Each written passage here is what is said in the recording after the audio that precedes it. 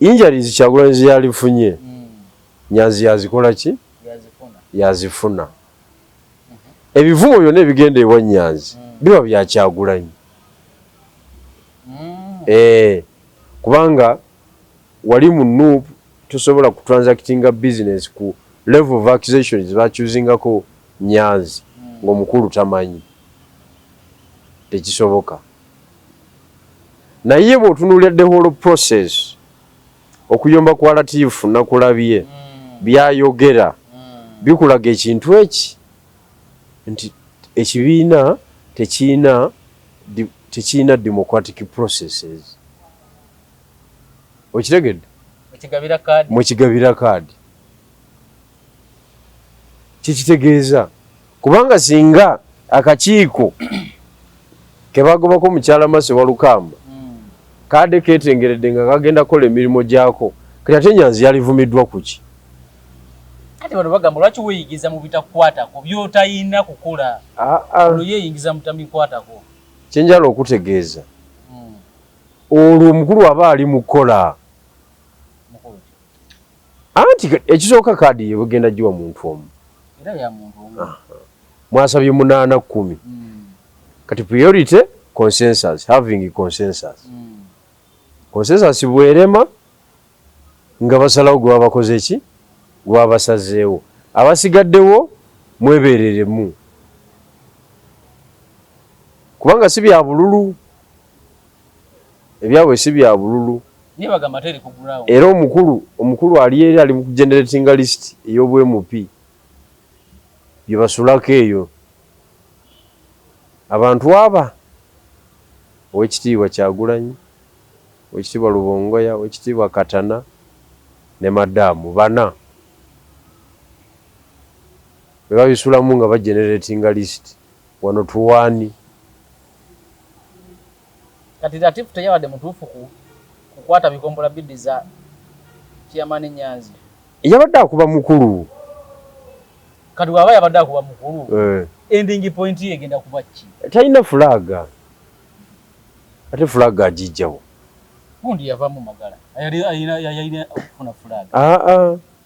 fulaga yawe era bagidiza Serunjoji ow'eddembe kati Latifu ali mu kwesansa baga nkugambye kyova olaba nalina kusuubiza document ku nsonga yaabo bafudu etujja gikola ku Friday nkulage engeri gye bagenda okugwa mu nnyanja bonna ate nga twali badde tulina okukola ki okola ekituufu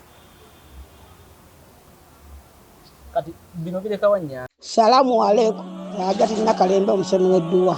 bw'oba wenyiye embeera embi yankusomere ku dduwa abali ebweru mirimu gigaanye papula zeesibye kino kyekyoto kwesabira omukisa kobe ng'odiriddawa wadde okusabira n'ofuna emikisa kyoba olabanga abirira ebinyonyi ebitalina kyakulya naawe atalina mulimu jangu kusomere ku dduwa ofuna omukisa eno ennyanja kwesula buli kimu ekisira ne kiba kikujjudde nekikasuka mu nnyanja nekikunta nekigenda nze Agati Nakalembe gambawo ennamba yange yeeno 075-375-29 temuddeeyo nemwebakira ebizibu mukobe ku nnamba yange eno bona osinzira okubeera ng'otulaba nkwaniriza nnyo nkubuzaako nti osiibye otya afunye okusomoozebwa nkusaasidde ofiiridde olwaziza n'okusomoozebwa okulala asobola tuka ku bwanguzi nkuyozaayoza tuli ku MS Media nze Matias Sekanjako nyina Jeno Bijirwa Moses akulembera ERP Eastern Revolutionary Platform ate nga mbaka addako ow'Akamuli Municipality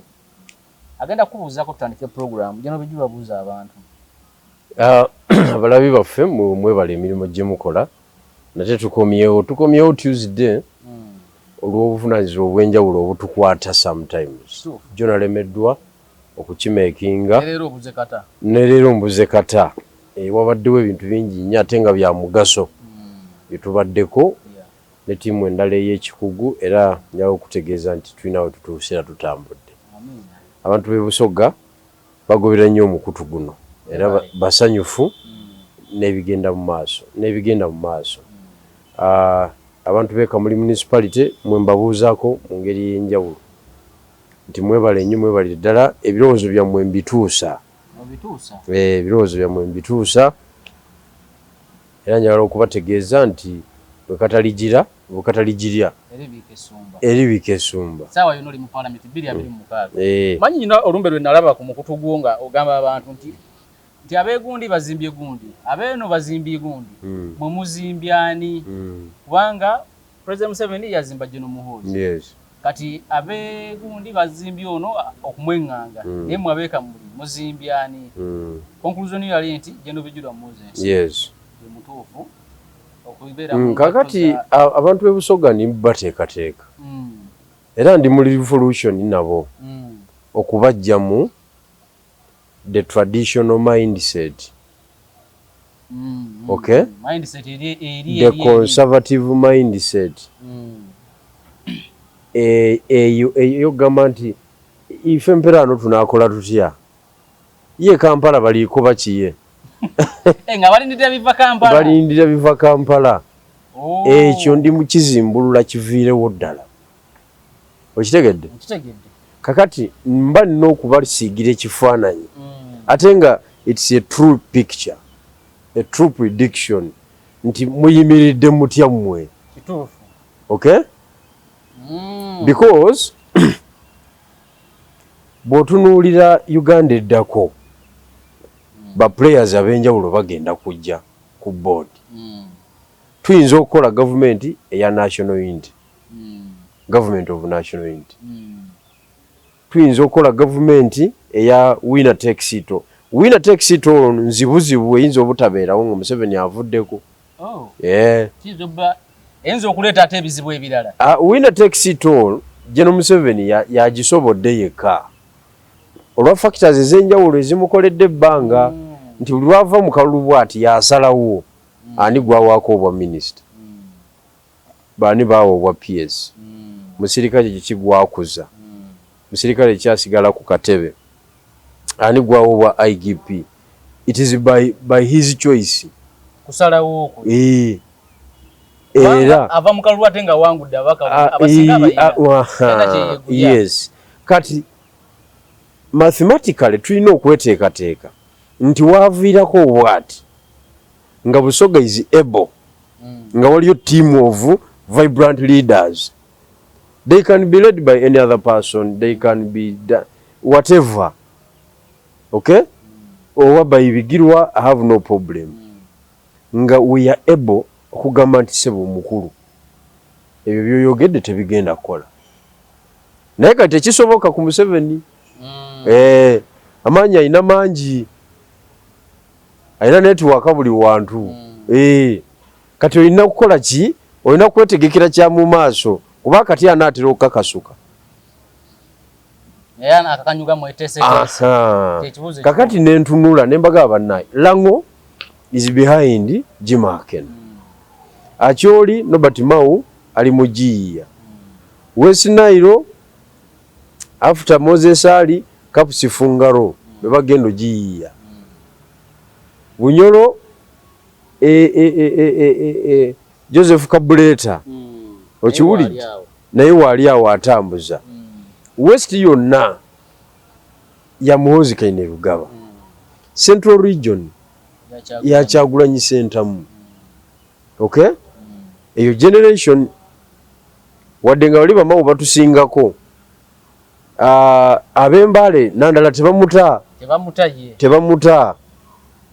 okitegedde ab'Etteeso it is between Anita Among and Patrick Amuriat nabo baliyo beesootinga so Busoga ebadde covered with right honorable Rebecca Itwala Kadaga naye wakisanja kitya kimu whom are you building okwenganga bali yes whom are you building omukulembeze bamubuildinga batya bamubuildinga bamuwadde bifo byatandikirako ebyobuvunaanyizibwa so Busoga is if Busoga is to contest at a presidential level in the year 2031-2036 omuntu mwina muzimba kati okitegedde so your message eyo waliogezaako bba yes nembaga muve mu muzannyo temukyamukira n'obusente buno bano bwe baleeta mu reesi NRM flag bearer tebalina makulu bonna abo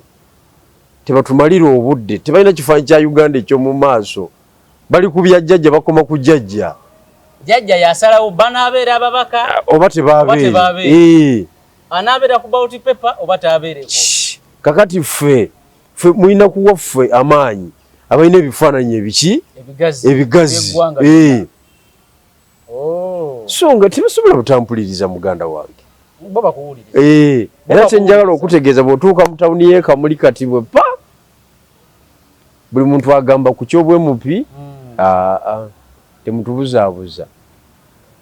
kati juzi ngenda ngwa ku Lumbe mba ndi awo opponenti wange incumbent nga tatuuse ng'atuuse ne bagunkwasa ne abataka n'embalaga bills ez'amateeka 3 ne mbagamba njagala mumbuulire gye mumanyiiko n'omubaka wuno waali njagala naye atubuulire gy'amanyiiko zayisibwa mu lukiiko gye mwamusindika omuntu gwe mwasindika akoba mu kantini kulya bitumbuuwa n'okulya biri ebimere ebyo bomu ne marakwaŋŋa emmere y'abakyoli tatuuka wansi mu pulinale amateeka 36 gaagano mugamanyi mulaba revenue kutuuka ku dduuka lye nekonkone eyagala sijui income tax biki naye amendment ya income tax yino exercise duty stamp duty gaagano wano are you aware because the revenue as an agency of the government it is an implementing what unity implementing agency ba implementing achi mateeka gavudde wa mu parliament bani abagakola babaka bani ababalonda bantu kakati ateze mpaka tubali tuzimaze kati ombaka mugeno malirizanga katono abulire mu katebe era namugamba maama liye ekisanja kye kisembayo ngamu kuba emisuma natenga mituufu nze nti soogera propaganda ebyange bya facts ebya propaganda twabivaako dda twogera reality bills 36 zayisibwa parliament abatuuze beeka muri municipality nga tebamanyiiko basindikayo omubaka wa parliament naye naye tamanyiiko wadde paragraph eki mu biiru yonna kati nze nembagamba bannaye Kamuli municipality ekuze evudde ku levu ey'okukiikirirwa muzibe ng'ate mwe abasindise muzibe mulaba awo twavaawo okitegedde awo twavaawo so kinjala okutegeeza nti abantu b'Ekamuli bajja tusindika mu parliament tudemonstrate nze capacity etuweesa ekifo ekyo nze sijjangako kigere nupu niwe yantataaganya era nasigala nga mu bataka nkyalimu naye kirungi buli wotuuka ku mukolo gwonna organization eba y'amaanyi ate n'omuzindalo bagukuwa ate kakati nze nyinza otampa muzi ate levu nagivaako dda ate bansabira wali baba bamanyi bomanya kati ate bwesogera ni agenda okwogera okitegedde era nze kasita ntuuka bwe pa bali abamanyi nga bagamba baasi olumbe lwatabye dda omukungubazi omukulu atuuse nentuuka gy'otuuka mwana basajja bano egaali eyo ati nze egaali eyange njirina bwomu mu Uganda actually tugirina babiri ne jjajja kati jjukira bw'oba oyogera olina bano abayimirira nga jjajja ali mu kwogera nga bali bwe bati basiise tebalina kye boogera batula batunuzi bantu abo nabo balaba lawundi yo byakwerinda ffe tugenda wala ekintu temupulaninga kino tugenda wala kati egaali yange tugirina babiri na jjajja levels of organization command and control discipline ng'ogiramu bino byokwesindika gye mubeera eno era waliwo abasobokayo ku mukolo nga tonna bakujja details za security ate sijja zikubuulira zonna oyagala kunkola ki Nenga kyenyina okumanya nti yo giina. Yo ffe gaali yo tugiina sijja kulimba era abantu abanatutambala eka muli eyo nga bazze kutyoboola. Tujja kuvaawo bubi, tujja kuzuuzumba, ffe tulina gwe tutyoboola. Omuntu yenna n'ava e Kampala wano oba Jjinja nga ze kamuli kutyoboola bigirwa tebijja kuggwa bulungi kuba ffe tetulina gwe tukola ki ffe twogera issues zaffe. Jeno bigirwa yatugendeko wa mukano gwe Chairman Nyanzi. Oluba futu soja bamu manyi President Olympia gaba futu soja besimbewo. Oluvannyuma ne balaga interest. Abamu ne bavayo nga bakaba nga bagamba nti Chairman Nyanzi atukubira amasimu tuveemu. Kanagenza okulaba Latifu Ssebaggala nga naye awanda mulirire Chairman Nyanzi. Ekizibu kiri ludda wa ku Chairman Nyanzi. Nakati Chairman Nyanzi osaanye omanye ta implementing nga kintu kitali kikye. Ya shieldinga amafumo n'amasasi agalituuse ku Kyagulanyi direct. Okuva mu bamemba b'ekibiina kuba bali balubongo bamanaginga birala. Kati injuries Kyagulanyi ziyalifunye Nyanzi yazikola ki? Yazifuna. Ebivumo byonna ebigenda ewa Nyanzi biba bya Kyagulanyi. Kubanga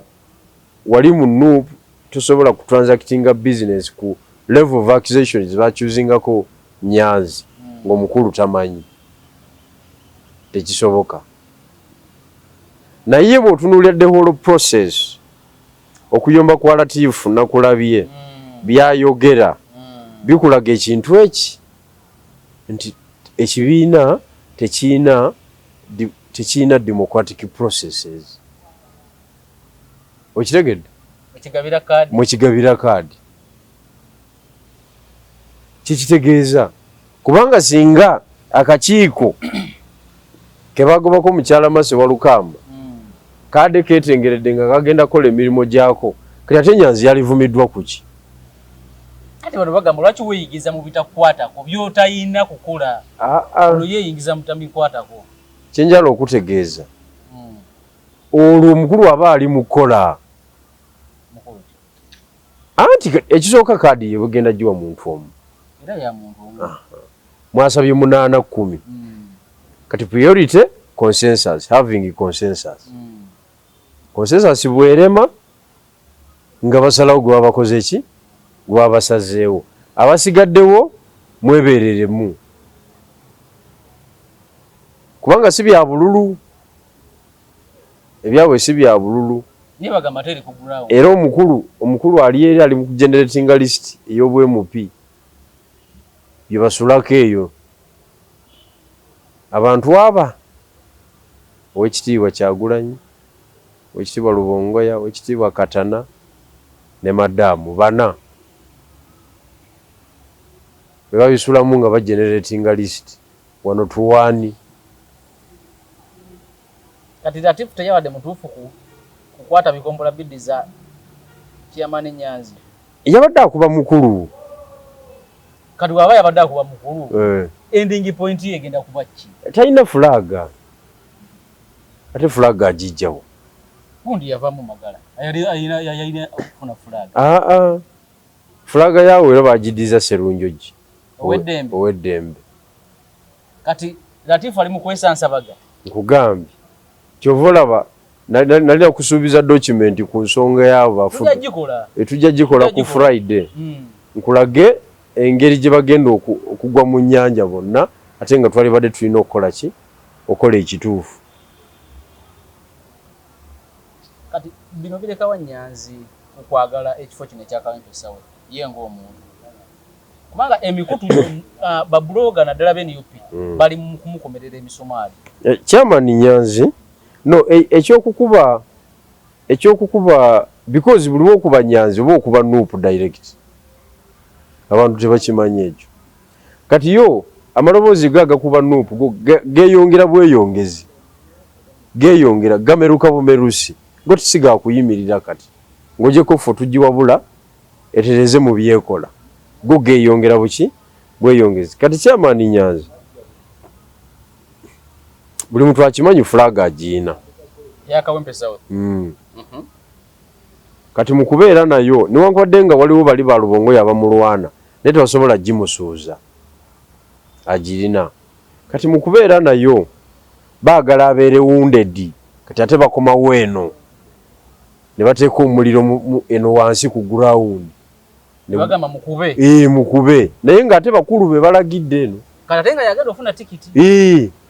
naye ate nga constituency gyayagala mwe muli ekitebe kyo era njagala okutegeeza nti confusion eri wali n'enkwe enkwe ziri wali Nyanzi tajjaayo constituency eyo bagenda mukuba ate bamaze omukwasa flag anti flag kwa tukwasa flag tulwana otuletere ekifi linawo katini nze naliko mu kalulu aka Paulo Mwiru naye nga abasinga okuba ab'obulabe mu kalulu ako kusinga ab'NRM BFDC enkwe ze nalaba mu kali akalu sizirabanga nga bapulaninga emisana n'ekiro Mwiru agwe BFDC era ne ssente nga bayina yes so saagala ogambe nti bakoze ki saagala ogambe nti obuuse maaso enkwe ezikolebwa mu bibiina ezenkwe enkulu nnyo zitataaganya omuntu kubanga abakukuba baba bakuli kumpi wano so Nyanzi asomaliriza nga constituency mulemereddeyo nze ndaba nga Roy ajja mukiika eggaali mu mbeera yonna basobola mu makadde Roy najja yekka era yagenda ate ne Ruti yesimbawo independent kubanga ku mulundi guno flag ya NUP ene genda kendera mu relevance okusinga ko luli yinza obutakendera nnyo but relevance yayo ejja kusala mukko okitegeera ejja kusala mukko olw'ebituukiddwako nebeera mismanaged byetulabako olwa internal conflicts olwa mismanagement of processes olwa okugamba okugenda mu details za politics ezigenzeemu ne wabaawo ebigiremu okubalansinga kati futu sojo n'akaaba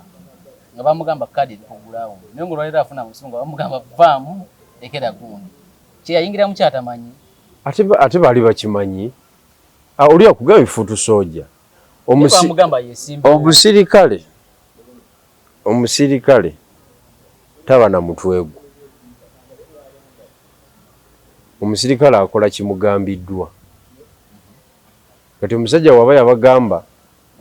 mwesimbewo n'alinyisa interest zaabwe kati ate at the same time n'abagamba ebifo bitono tebitumala balina okwebeereramu anti we bagenda okutegeera futu soja talina nakwesimbawo kati ate ani anaakuuma eggwanga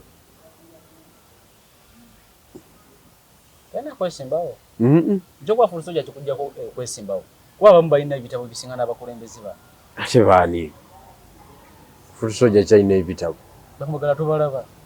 magala si futu soja magala rijesitwa mukulembeze akola wali mu KCC afuna emiliyoni ze 3.5 yaba kyali futu soja kati kiki ekinyonyola omuntu okuba futu soja be bano babasindisi b'emmotoka ba futu soja okitegedde beba abaleekaanyi gwogenda okuddusa kilomita 8 motoka y'omukulu etuuka nadduka kilomita 8 beebo naye sebo si bakulembeza ate kati lwaki amaaso gonna gali ku kitebe naye nga babagamba kaadi ziri ku ground buli kimu bakirinze kuva ku kitebe kaadi teri ku ground ono abagamba yabaseruwaza nti mugende ku ground ye kiyakola kiri kimu lwaki centralizing process nebeera ku kitebe ayagala controllinga abanajja babenga bakimanyi nti omusajja ye yabawa babenga basobola omusibira obuguwa bw'engatto taba kuba ono salifuse mbaka wa parliament salifuse mbaka wa parliament kati kadi bagikima kuki ku kitebe si walala wonna si ku ground nga babagamba ku ground tebiriyo kati abaagala kadi yeeka muri municipality nze sibalaba ku ground bonna baddukira ku kitebe webakeeraawo buli kumakya balina okkulabala balina olina okuba nga weetaayizaawo awo mukulu gundi akumanyi futu sojja gundi akumanyi bwe bityo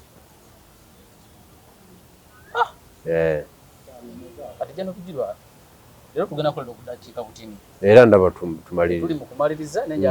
Masaka kati abantu abasinga banyeevu omukolo gw'e Masaka ogwa Mwami Mpuuga ne banne ogw'okutongoza ekibiina nti lwaki Mpuuga ne banne we bakwata ebigambo nga gye babadde ba Muhammad Nsereko n'abalala babyolekeza Makerere Kavule babyolekeza Kyagulanyi tebabyolekeza President Museveni gwe bagamba gwe bavuganya ekizibu kiri ludda wa kubanga Muhammad Nsereko atuuka n'okola statement nti Bubongo yago baleesa awo tajja kuba mbaka wa parliament okujjako nze nga siriiwo abantu baleme kwewuguusa kyogamba abantu ababuuza ekyo tebamanyi nti waliwo olutalo wakati wa ttiimu y'e Masaka ne Makerere Kavule ekisooka kwanza Mpuuga atuuka atya kweyo levu yagobwa ng'akoze eki kyonna kikiri kati mu byobufuzi ofulumya ayagadde okitegedde ayagadde gwokola ki gwofulumya naye oli waba tayagadde tagenda sebo naye ogenda nno naye oba toyagadde anti nkubuulira kubanga n'Empuuga yennyini yasooka n'agamba sijja kuva mu kibiina kye natandika namaliza ng'afulumya anti kyenkugamba mu byobufuzi ofulumya ayagadde kakati mismanagement ya issues eyali mu Nuupu etwala mu lutalo lutagwa naye nga yali intended yagiteekawo yaani yoli gwe tulwanyisa ye nanyiniki ye onawo olutalo kwegamba era kati musanyufu alaba ebikompola bwebive Masaka ebigwe Makerere Kavule bwebive Makerere Kavule ebigwe Masaka n'asigala entebe naye Nakasero ng'ali ku kiriya kyewali amulumba ekyo bwatyo bwe yakyagala bwe yakiseetinga era kyova olaba luba luggira bwe ruti nga luggwa ne wabaawo oludda olukola ki olwongeramu supu lwadde era lulinga oluggwa Waiso n'agamba nti kakano akakolo ke baakoze kali awo bwe katyo ne mikwano gye nga Mpuuga gyaganye okujja giri eno mu NUP gitwesibyeko ne tetugenda kakati kati statement module ezo zikulaga nti wali tewaliwo management ya internal contradictions oba internal conflicts kubiri ne bakola ejaabwe ne besonyiwa abaana kati waye tubaleke nga bwe bali era kakati mweyo process era kuba kulwanyisa Museveni kubanga Museveni yenanyini lutalo luli owa yenanyini lutalo luli kuba kati balwanyisa nanyini lutalo fetula nga abalwanyisa NUP ate what is NUP nanyini lutalo okumulaga nti wakutegeera kati ate ye kye yakola nga musajja mukulu omukugu yatunula bwati n'agamba ani ebyokulwanyisa gwe biweddeko yegundi omubayo balakisi namba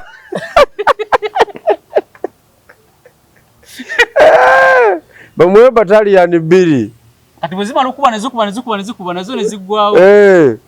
kati ng'atunula ne side yeno kiri kiti eyo mu Amale ebyokulwanyisa bigenda biggwawo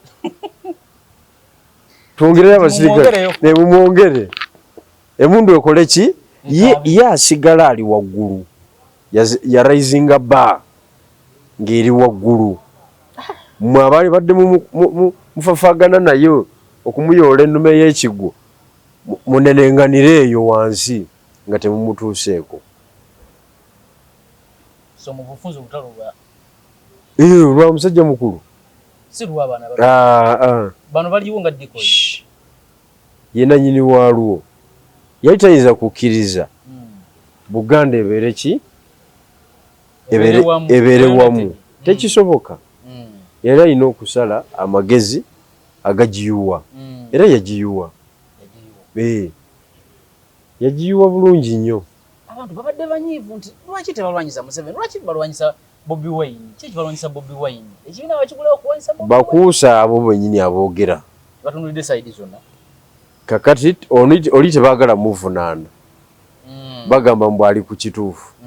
naye ali ku kituufu ki ani amanaginga politics bw'ati onagguka okitegedde kiringa enkwe zaakolebwa ku Mwai Museveni mu G8 Mwai Museveni bagenda e Tanzania ne bakuba emundu ne bajjako Idi Amin abakyoli abaaliwo mu kiseera ekyo bw'oyita ojjooko mu 8 bakabeera wano omwaka gumu okitegedde tebanaba nakwekubako nfuufu gavumenti zikyatagala okitegedde ng'ate ye nga munaawe gwe baali naye nga bamutuuza mu bitaba kyokka bamumanyi mukubi wa mundu komando bakava e Tanzania bamutuuziza mu kitaba nga bo beefuula bakaliba after 5 years gavumenti yaabwe yali evuddeko ng'agijjako yono gwe batuuza mu bitaba kuba yali talina way out kiki kyentegeeza mu ekyo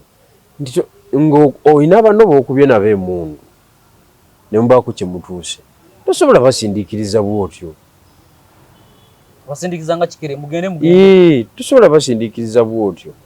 oba osaaga busaazi so bano bayina engeri gye basobola okukwatamu ensonga basigala nga batambula kati ani yafunamu si jajja kuba kati bano amagye geeyawulamu who is the beneficiary mu division eyo munafuwa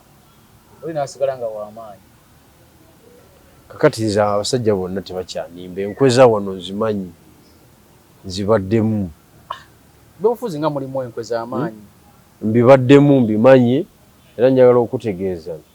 nti tukyalaba ebintu bingi tolitakulimba so ekibiina kyabwe kirina ekyenjawulo kyekisobola okwongerako mu opposition ekibiina kyabwe ensobi gye bali mu kukola